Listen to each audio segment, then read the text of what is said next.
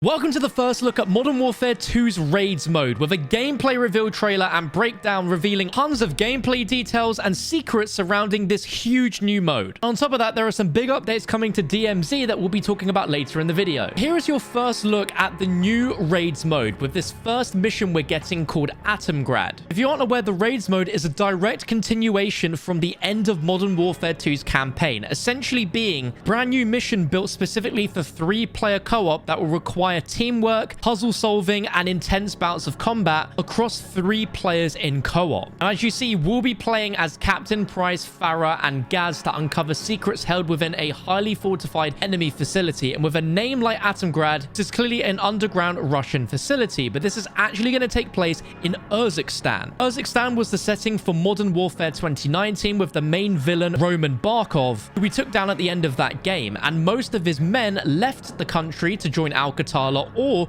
joined up with the ultra-nationalists, which is a Russian faction that we know is led by Makarov. At the very end of the campaign for Modern Warfare 2, we know he's the main new villain of the Modern Warfare story that Task Force 141 are going to be looking for. This will continue right after that post-credit scene where the ultra-nationalists hijack a commercial airplane, with Makarov texting no Russian before the attack. Whatever Makarov's planning, we will learn about that, and this bunker that our team are going into is definitely going to be holding a lot of nuclear weaponry that Makarov is going to plan to use. As for the structure of the raid itself, you can tell that a lot of the underground bunker is actually submerged underwater, so there'll be a ton of aquabatic combat, areas where there will be shallow water, deep water, moments where you'll have to be swimming underwater for a very long time, sharing an oxygen tank in order to survive. This specific gameplay detail was leaked a few months ago, and this trailer confirms that to be true, as Captain Price references there only being one air tank and that they have to stick together. The raid mission will start with Kate Laswell giving us instructions, but in the trailer you hear that they lose signal and comms with Laswell, which to me suggests that there will be a lot of open paths in how you choose to play this. In another shot, you can see a really narrow set of tunnels where there are multiple recon drones being flown up, which to me teases the fact that you have to use recon drones at specific moments in order to know what's coming up, which to me I think is really clever. And the way that all of these raid missions will work is they are essentially going to be huge Easter egg quests within multi-hour-long campaigns where you're going to be solving puzzles in order to work your way through to the very end. And judging by the way that the trailer starts and ends, looks like there's going to be in-game cutscenes as well, which seems to me like once you complete the raid, you'll unlock a secret ending cutscene like you would for beating a zombies Easter egg, which will further carry on the storyline of Modern Warfare 2 and tease what's coming next, because there are multiple raids coming throughout the year, and this is just the very first one, which is incredibly exciting. With the trailer ending with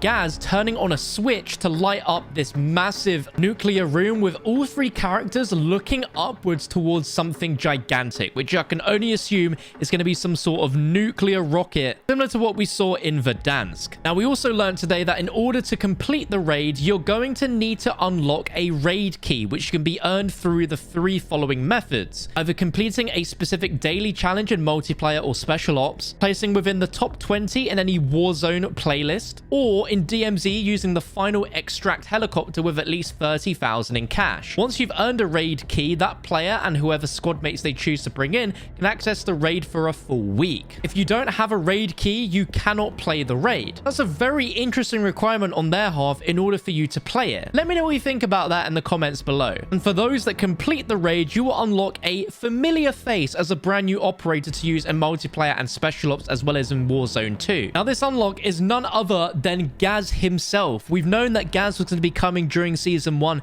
but in order to get Gaz, you have to complete the Atomgrad Special Ops raid to unlock Gaz and his convoy skin. But it will also be available in the store bundle with an aquatic skin. And those who complete the raid and purchase the bundle will unlock a grass ops skin as a bonus reward. So if you want to have Gaz but don't complete the raid, then you have to buy him from a bundle. But if you complete the raid, you will unlock him already in the outfit that you see him in during the raid. But upon completing it, you will also unlock a harder difficulty playlist that will test even veteran operators. And within the Spec Ops Raids mode, you can find plenty of intel that will award additional cosmetic items, as well well as some intriguing data it will provide about the Modern Warfare 2 universe, and I assume what will be coming later. With this mode dropping in about 5 days time, you're probably wondering, what do you have to do in order to prepare? Well, there's a few things you'll want to do. The first thing is that you'll want to warm up with special ops missions. You probably played one or two of them at some point, but within Spec Ops there are a thing called kits, and you want to learn about how exactly those work. There are 3 kits in total, one that offers you different sort of abilities, one being a medic class that will allow you to revive quicker, have self revives, as well as a revive pistol. There's an assault that allow you to carry more armor plates, be able to drop armor plates, and then there's a recon that will be able to use recon drones, as well as having more equipment. And in order to get some of the best parts of those kits, you're going to want to rank yourself up with the special ops missions by completing them and earning stars. Each of these 3 kits have their own tiers, and each tier requires a certain amount of stars to be earned by completing Spec Ops missions. At the moment, you're only supposed to be able to get up to 3 stars per mission per week, but for some reason, low profile allows you to get infinite stars if you keep replaying it, so I definitely advise you doing that if you want to rank up some of these kits. You'll want to have them ranked up because the developers themselves recommend you do. Having a high tier kit means that you'll be able to access additional passive and active benefits during a raid, increasing your options for survival and progression. This raids mode, Call of Duty are deeming as one of the most in-depth modes ever in a Call of Duty game, and it's supposed to be comparable to Destiny's raids, so this should be a really exciting thing, and I'll be covering all of that on my channel next week, live streaming the whole raid, as well as guides and tips and tricks. So if you're excited for that, be sure to subscribe if you haven't already. There's some other really exciting stuff coming alongside the raids mode, with a new area in DMZ being called Building 21. This is the only image we have of the building in question, with Call of Duty teasing that new keys have appeared in Al Mazrah, but where do they lead? The location of this building is classified, its benefactors are unknown, but one thing's for certain about this clandestine biological lab codenamed Building 21 is only the strongest operators are going to survive here, let alone access one of the deadliest areas of DMZ, with them teasing that you'll need to have something in order to access something. But with this great risk comes great reward.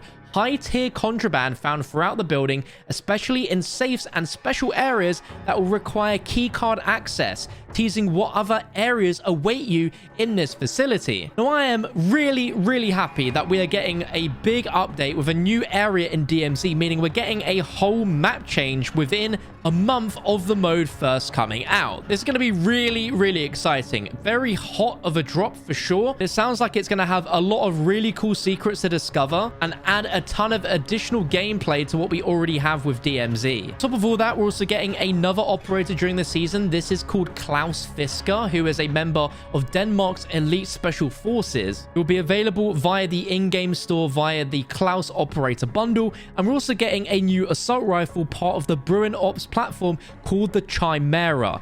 This will have an integrated suppressor and slow high-energy subsonic 300 BLK rounds. And this gun is essentially the Honey Badger in Modern Warfare, which is really cool. Now, what we know so far is that its effective range is shorter than most assault rifles, making it a more powerful and silent alternative to the M13B. And in order to unlock this, you can get it via the store or via a weapon challenge, which we don't know any specifics of yet. But imagine if it was another DMZ challenge. That would be pretty crazy. And of course, everyone's favorite multiplayer map, Shipment, is going to be arriving in multiplayer with Season 1 Reloaded, and it will also have a festive makeover for a little bit during this season as well, from the 21st until the 4th of January 2023. And don't worry, there won't be any annoying mythological creatures running around this one, unlike Vanguard. And there's also a really crazy limited time mode coming called the Warzone Cup. And in this LTM, 2 teams of 3 will be taken to Al Asima Field, where here you'll be driving special ATVs with a pulse ability to push a massive football into the other team's goal. You can also collect and toss shock sticks to stall your opponents, or boost through enemy vehicles to round them out the way.